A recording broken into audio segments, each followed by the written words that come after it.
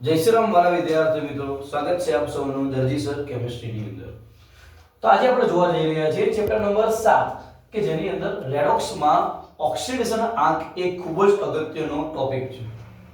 બરાબર, તો ઓક્સિડેશન આંક જે ટોપિક છે એની અંદર તમને કેટલાક તત્વો માટે આ ખબર હોવી જોઈએ. કેમ કે જો +1 વાળા કેટલા છે કે sodium, hydrogen, potassium, silver, lithium.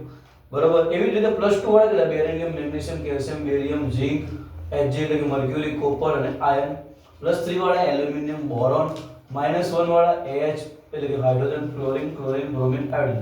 આ હાઇડ્રોજન બે જગ્યાએ તમને જોવા મળે તો કન્ફ્યુઝન ઊભી થાય કે સાહેબ હાઇડ્રોજન +1 લેવો કે -1 લેવો. બેટા જો સંયોજનમાં આગળની બાજુ હાઇડ્રોજન હોય તો +1, પાછળની બાજુ હોય તો -1. કેવી રીતે યુઝ કરવું એ શીખીએ જ છીએ આપણે, ડોન્ટ વરી, એટલે એ ચિંતા કરવાની જરૂર નથી. ઓકે, હવે વાત કરું કે ભાઈ -2, તો -2 વાળા ઓક્સિજન અને સલ્ફર, -3 વાળો એક જ છે જેનું નામ છે બેટા નાઇટ્રોજન. ઓકે, ફોસ્ફરસ આવે છે પણ ફોસ્ફર આપણે મોટી ભાગે કોઈ જગ્યાએ ઉપયોગમાં લેતા નથી એટલે મેં લખ્યું નથી. બરાબર, ચલો હવે બેટા વાત કરવા જઈ રહ્યો છું ઓક્સિડેશન આંકની અંદર પહેલું જ એક્ઝામ્પલ લઈએ, એનું નામ છે બેટા H2SO4. બેટા આવી રીતે તમને કોઈ સંયોજન બેઠું આપે છે તો એમ તમને એમ કે ઓક્સિડેશન આંક શોધો તો ડાયરેક્ટ 0 લખી દેવાનો.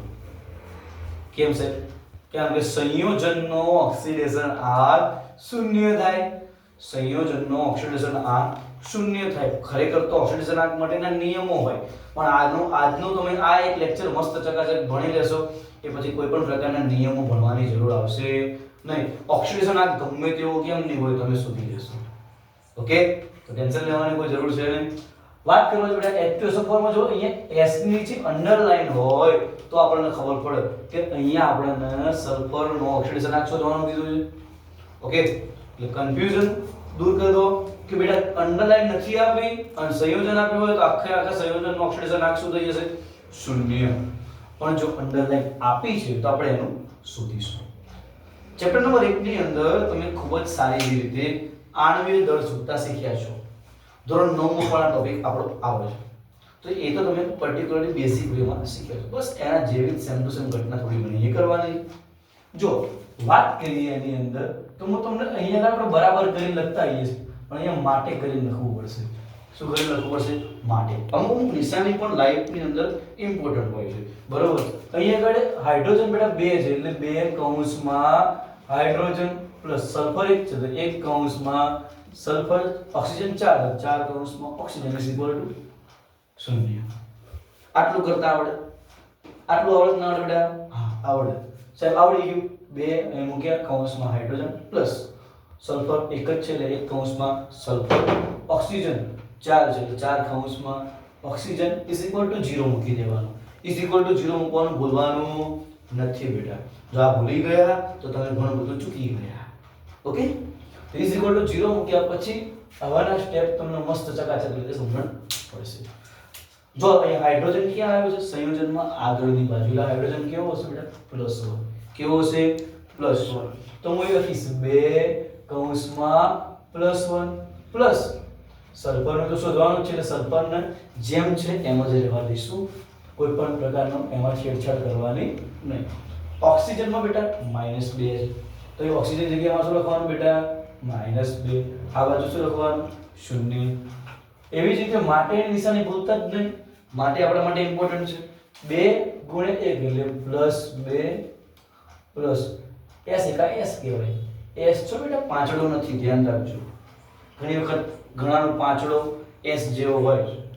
ઓકે, ચાલો એવું ટેન્શન લેવાનું નહીં. આ આપણો S છે, મારો પાંચડો બેટા આવો કાયદેસર આવો હશે. ઓકે, એવું ટેન્શન લેવાની જરૂર નથી.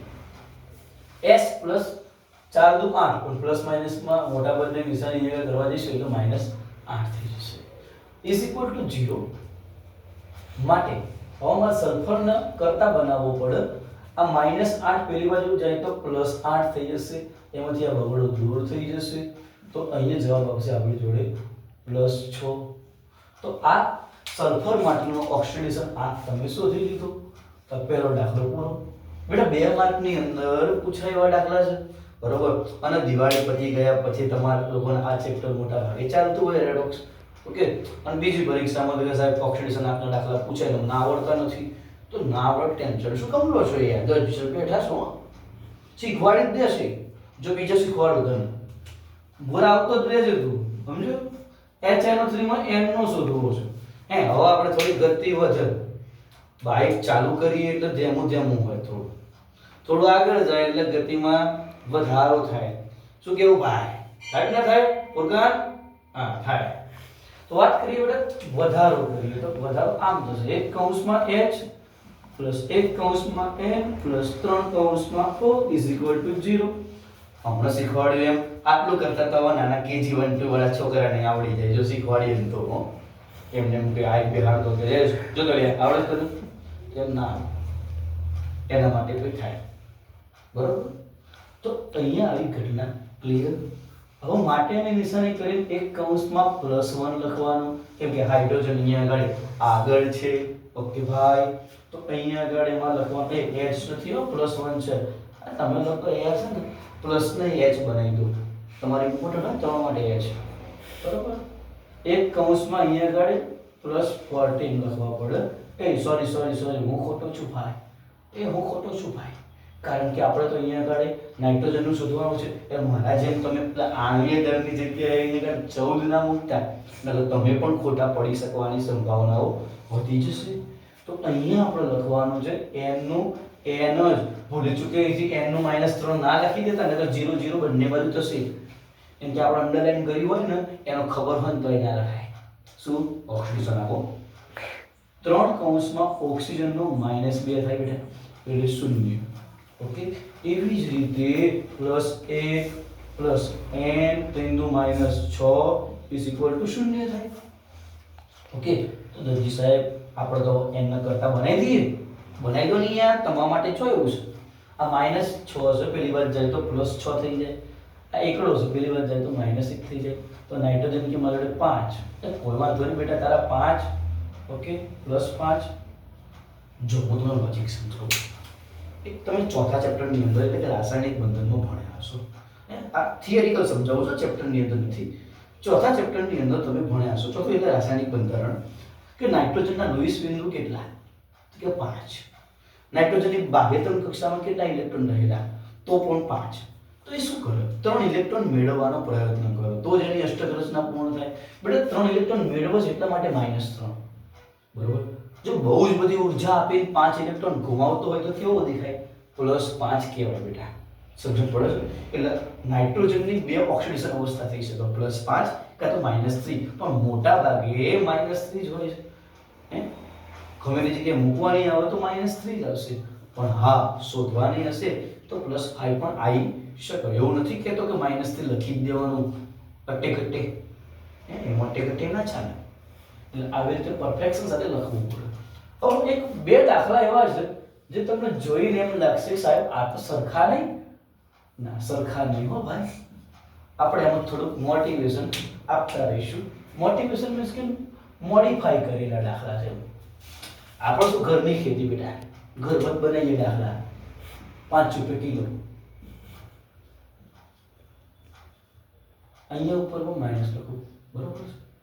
મજા આવશે નહીં? ઓકે, પણ અહીંયા હું અંડરલાઈન કરીશ. અહીં ઉપર અંડરલાઈન કરી નથી. જોજો એક લીટીનો શું ફરક પડે છે, અંડરલાઈનનો શું ફરક પડે છે બેટા. ઓકે, તો ખાસ ધ્યાન આપજો. અહીંયા આગળ બેટા જે પણ આપ્યું હોય એનું એ મૂક્યું નહીં. વીજભાર છે ને, વીજભાર એટલે વિદ્યુત ભાર. એ નહીં, ફિઝિક્સ વાળું નહીં ભાઈ. આપણે વીજભાર કહીએ, +4 હોય કે -4 એને વીજભાર કહેવાય. હવે વીજભાર આપ્યો હોય તો બરાબર એ લખી દેવાના -1. આ એનો ઓક્સિડેશન થઈ ગયો. વાર્તા પૂરી. જય શ્રી રામ. સર 3 કૌંસમાં આવી એવું નહીં, ક્યાંથી કરવાનું? મેં હમણાં જ કીધું સંયોજન છે તો સંયોજનના એમને એમ જ રાખવાનું, એના સળી કરાય નહીં. તો ચલો આવો સાહેબ એક દાખલો આપ્યો. તો જો આ 5મા નંબરનો એક દાખલો જોઈ લો. P4 નો ઓક્સિડેશન કેટલો થાય બેટા? તો તમે કહી દો P4 0 છે, કેમ કે અણુ છે. એવો ને એવો 6થા નંબરનો દાખલો આપો S8 નો. તો કે સાહેબ S8 પણ શું છે? એક અણુ છે. એનો પણ કેવો થાય? 0 થાય. તો સાહેબ ચોથો તો કરાવો કે? શાંતિ રાખને ભાઈ, કરાવશું. ચોથો ય કરાવશું. ચોથામાં આપણે એવું રાખતા નહીં તમારા માટે. ઘરના છોકરા કર્યું તો 3 કૌંસમાં I = -1 ગુણ. એ સાહેબ અહીંયા આગળ કર્યું નહીં, ના કર્યું, કારણ એનું આ લીટીનો ફરક છે, અંડરલાઈનનો ફરક છે.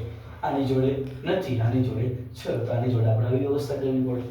હવે તમે બધા જાણો છો આ બાજુ ગુણાકારમાં પહેલી વાત જાય તો ભાગાકારમાં. ગણિત તો 8મા 9મામાં તમારા સ્કૂલના શાળાના સાહેબો બહુ જ હોશિયાર હોય, અને સંસ્થાના માલિક જ ગણિત ભણાવતા હોય, ટ્યુશન હોય ગમે તે, એટલે તમે ગણિત તો પરફેક્ટ આવડો છો.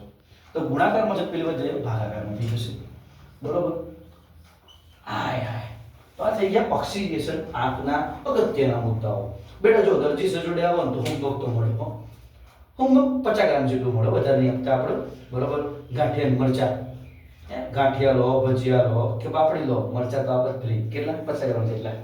તો આપણે પણ 50 ગ્રામ જેટલું જ હોમવર્ક આપીએ છીએ. 50 ગ્રામ જેટલું હોમવર્ક એક આવું છે. જુઓ તમારે ઘરેથી મસ્ત એવું ચકાચક એવું ગુગરા જેવું, ભાઈ 7મા નંબરનો દાખલો 6 સુધી તો દરજી સાહેબે કરાયા હો, એટલે દરજી સરનું માન રાખવું પડે તમારે. 6 દાખલા ગણાયા શિક્ષણ વાળી. 7મા નંબરનો દાખલો એક મસ્ત આપી દઉં તમને, H2PO4. ઓ સાહેબ જોતા લાયા કે 8મા નંબરનો આપું એટલે 8 રદ થઈ જાય, 8 આપું તો 8 થઈ ગયા, સાચી વાત. 8મા નંબર પર વાત કરીએ ભાઈ તો NiCl2, નિકલ ક્લોરાઇડ કહેવાય બેટા. તો નિકલનું શોધો. 9 નંબર, 9 નંબર હું લઉં છું બેટા NaOH. તો O ની નીચે અંડરલાઈન કરું છું, મારે O નો શોધવો છે. 10મા નંબર ઉપર હું વાત કરું NaNO3, તો આપણે N ની નીચે અંડરલાઈન કરીએ. તો આ 4 દાખલા તમારે ગણવા પડે કે ના ગણવા પડે? અને ગણી કાઢો તો મને કેમ નહીં ખબર પડે તમને આવડી ગયા? તમારે શું કરવું પડે? નીચે કમેન્ટ ની અંદર આનો જવાબ લખવો પડે બાળા. જવાબ લખી કાઢશો ને? મને વિશ્વાસ છે તમે આયા છો તો જવાબ લખશો. તમને ફ્રીમાં ભણવા મળે તો તમે જવાબ લખશો. ફરી મળીશું, ત્યાં સુધી જોતા રહો અને આવા મસ્તકડા મજ કરતા વિડીયો જોવાની મજા લેવા માટે આવતા રહો. લ્યા ચો દરજી સર કેમિસ્ટ્રી ઉપર. ધન્યવાદ, આભાર, જય શ્રી રામ.